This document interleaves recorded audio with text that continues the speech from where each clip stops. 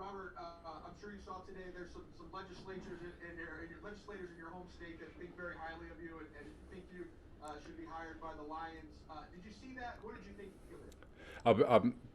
To be completely honest, I didn't see anything or hear anything until coming off the practice field. So um, I don't know what to make of it or anything like that. So it's just whatever, I guess, you know.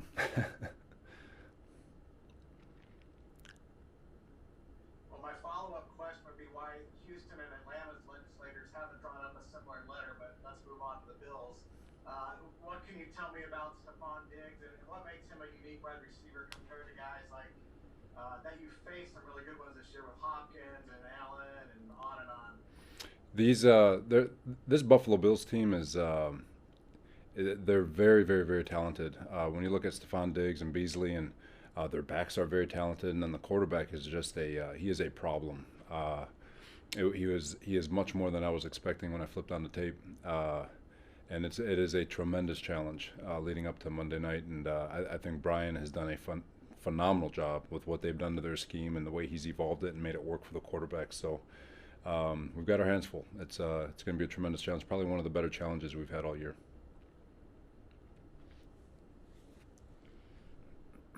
Hey, Robert, just want to get your thoughts on Richard Sherman. Did he look the same, better, than you expect him to be on Sunday? I always expect Sherm to have, he had a big pep in his step. He was excited to get back out there. But Sherm, for his whole entire career, has always won with mind over athleticism. Not to say that he's not an athlete or anything, but he has always played the mental part of the game, and that's why he's able to have that longevity. He is so far ahead of everybody with regards to scheme, technique, how to play certain things, and the great ones always find the ball, whether they're in man coverage, zone coverage. It doesn't matter. They just find the ball, and there's a reason why he has 40 interceptions in his career. He just you can try throwing his way. You just never know where he's not. You just never know when he's going to be somewhere where he's not supposed to, and that's from his film study and all the different work he puts into it. Robert, I can't remember exactly when your name started to be connected with head coaching jobs last year, but it didn't seem like it was this early. Certainly no letter from legislators on December 4. How do you sort of reconcile that? How do you compartmentalize perhaps a head coaching opportunity with 5 weeks left in an NFL season? You don't. Um, this league is so week to week, and the most important week right now is Monday Night Football against Buffalo, and we've got a team that's in the middle of the playoff hunt. So it's really a non-issue for me. I don't talk about it. I don't really even see it. I don't have social media. I don't look into the news. So it's probably more for family and friends to enjoy and get a kick out of than it is for me. We're completely locked into to Buffalo.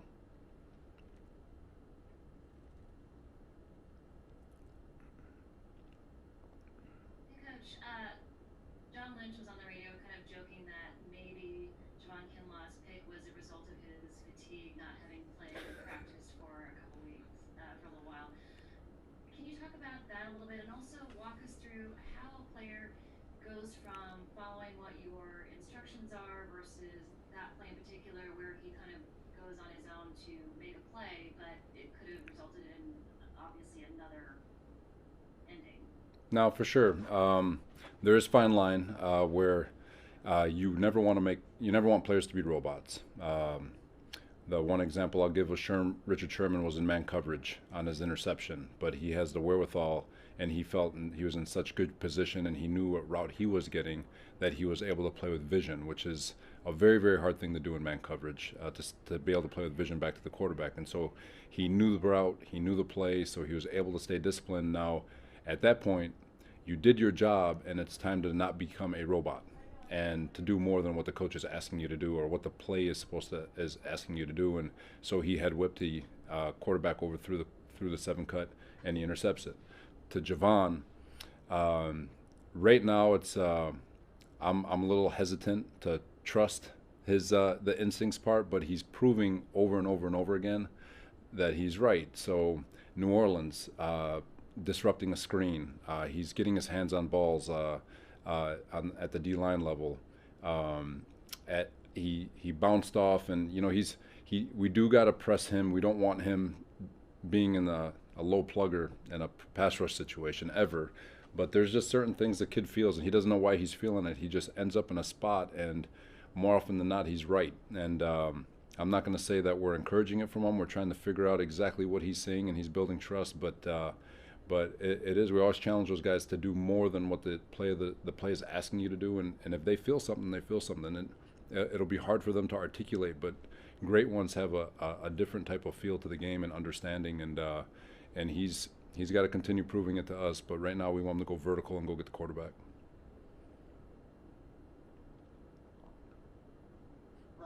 During the broadcast on Sunday, they said that in speaking to you, you told them that you thought Jimmie Ward was one of the best cover guys in the entire league. What makes you say that? What is it about his skill set that makes him so good? And if he did have to play the slot, would you feel comfortable, just given that it's been so long since he has done that on a consistent basis? From a man coverage ability, so playing the slot, there's so much more involved in playing the slot than just man coverage. There's a zone instincts and feel. Jimmie's got all those instincts and feels, but to just throw him in there without having exhausted a lot of or spent a lot of reps or used up a lot of reps for him to get more feel would be irresponsible to him. It'd be a waste of his athleticism and all the things that he can do. But from a man coverage standpoint, and it's why he doesn't get a lot of plays. It's why he doesn't get a lot of stats. I mean, the guy absolutely eliminates whoever he has in man coverage. If you just go back through the history of him playing all his man coverage reps, he doesn't get action because people are gone. It's done. His press coverage skills are unbelievable. His off catch technique is unbelievable. His foot speed is unbelievable. So it doesn't matter. Tight ends, jitterbugs, big receivers. He handles all of them. And so he's been a victim of his dominance because people see splash plays, people see stats, people who are really in tune to the game or who are casual fans don't see the dominance he displays in man coverage when he gets those ops. And so for us, I mean, he's basically it's like having dime on the football field without ever having to go dime. And now that he's in the box more often, it just disguises that dime a little bit more. So being able to shift in and out of man coverage, having him on the field. So because he does have zone coverage skills, and he can play a half, and he can play quarters, and he can play a buzz technique, and he can play a hook. I mean, he does everything. And he is the ultimate utility knife, and he's not one of those guys who just does a couple things good, a jack of all trades. He dominates at everything he does, and because of that, he's unique. He's rewritten the book for us on what we want out of a safety moving forward. Robert, you talk a lot about eliminating gray area. Fred Warner said the other day that basically you guys aren't going to do a lot, but you do it fast and you do it physical. How do you go about keeping it simple for players, eliminating gray area, especially against a team like Buffalo that, as you mentioned, is really explosive in a number of ways? There's there's a balance of trying to do enough to make sure that offensive coordinators just can't tee off on you. You still have to mix it up, but there's also a line that's drawn with players in terms of allowing them to play as fast as humanly possible, where everybody on the football field knows exactly what everyone is responsible for.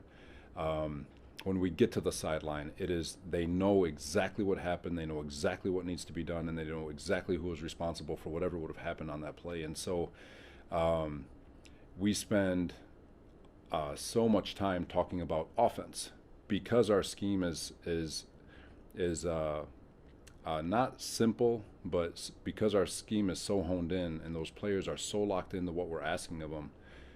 Fred, Sherm, Eric, at all three levels, Jimmie Ward, they're so tuned in, and they spend so much time watching the offense and putting themselves in the calls that they know we're calling. They already know the game plan before we ever give it to them. Now, there's little nuances that we do to try to change things up to make sure that offenses are always off tilt.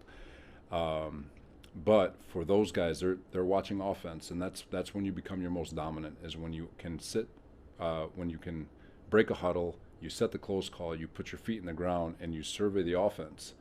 when players know what's happening to them, it just makes them more explosive. It makes them, you unlock all their God-given ability. And these guys, credit to the players. I mean, they're completely bought in, and they just study their tails off. And by the time Wednesday comes, I mean, you can throw anything. They surprise me every week. We throw whatever we want at them, and they catch it in a hurry, and they are talking about indicators, offensive formations, and the communication that happens on our side of the ball. And from a defensive standpoint, is just it's remarkable with the group that we have. Hi, Robert. Can you describe the challenge for Emmanuel Mosley moving into the slot, especially against a guy like Beasley? Maybe from a physical perspective, how is that difficult for him to make that move? It's a difficult move in the sense, he's been training in there. We've been giving him some reps. Obviously, a majority of his reps have been corner, but there's a different sense of urgency that happens in the slot, and he is very aware, and he knows exactly what he needs to get done. And so we've been able to work him. We're very comfortable with Mosley in there, and it's just getting a little bit of reps, kind of acquainting yourself with the position and understanding exactly what's being asked of you. It's drill work, the ball out break stuff, the little things that he can clean up that are completely controllable from his spot. Now, when it gets to man coverage and zone coverage, like Mosley has proven time and time again that he's a reliable player who can win more often than not. And so we're very comfortable with Mosley in there against whoever happens to be the slot. And Beasley, obviously, he is a extremely talented receiver, has been for a while, and so it is a challenge. But Mosley is awesome. So he's been putting in the work, and there's no doubt he's going to pick up where Jamar left off.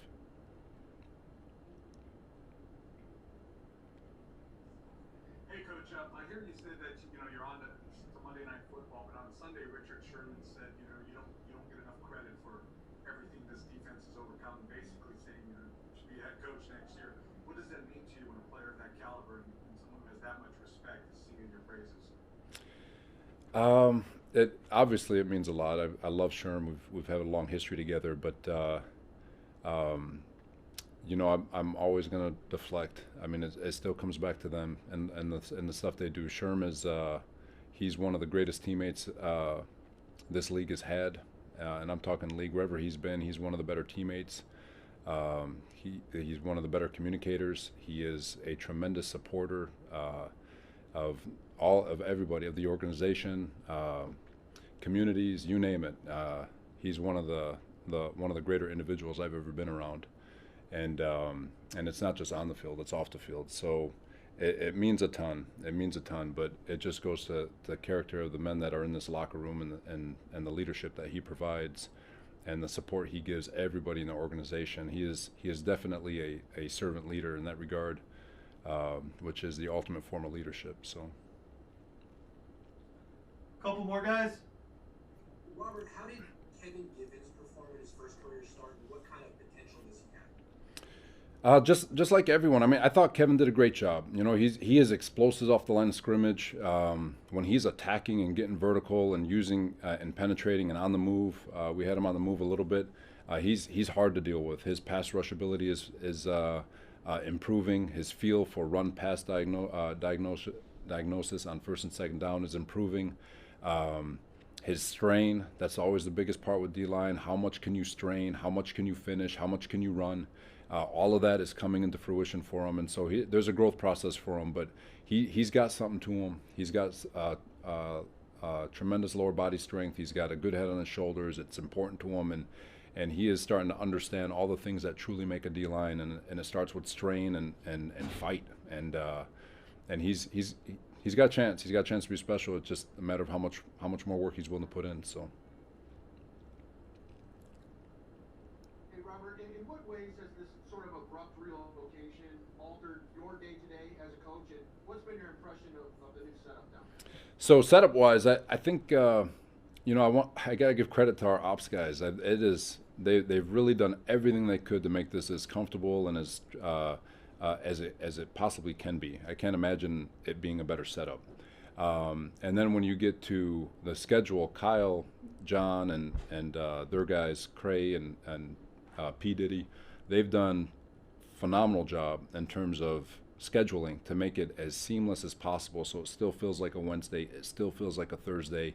The travel over to and from the field is seamless. I can't imagine it from a logistics standpoint being any better than what's been set up here. So the guys are upbeat. We had 2 unbelievable days of practice, and so people are in a good spot, and so we just got to go out and continue to compete and find a way to get better every day.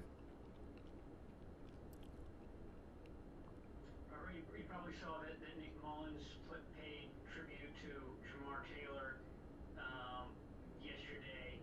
I'm just wondering what you guys thought of the hit on which Jamar Taylor got hurt. It seemed like it may have been late, may have come from behind. Any discussion of that among you guys, your staff, your players? No.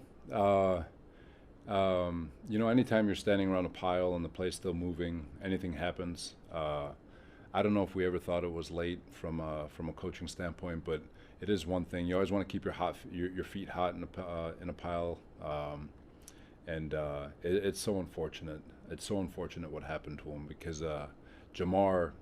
There isn't a day that went by where Jamar didn't not surprise, but prove that he was capable of doing anything we've asked of him. And he took every rep in training camp when KK was hurt. He came back, was scared to play him.